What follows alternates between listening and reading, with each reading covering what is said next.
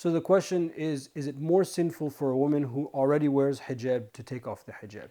And the answer is yes, it is. Because the basis of acts of worship in Islam are the dawam, are the continual nature of it. The Prophet, peace be upon him, said, Khairul a'mal adwamuha wa in qal. The best action are those that are consistent even if they are few.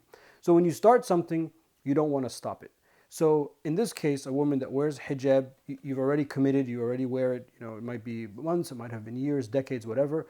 Of course, it would be more sinful to remove the hijab than somebody who doesn't wear hijab at all and hasn't started that commitment. Now, that doesn't mean that, and we've discussed hijab actually in a previous post, so it doesn't mean that fire and brimstone. I'm not saying that, but the question, the way it's phrased is, of course, if you start anything, if you start something, if I started, praying qiyam and then all of a sudden I stop, that's more sinful than the person that doesn't pray qiyam, period, because I've left out the khair, I've left out something good. In this case, the hijab is an obligation by consensus of all of the Muslims and all of the Muslim sects and all of the Muslim generations. So this idea that, it's not mandatory, that's nonsense. However, the struggle is real, and we have to be very sympathetic.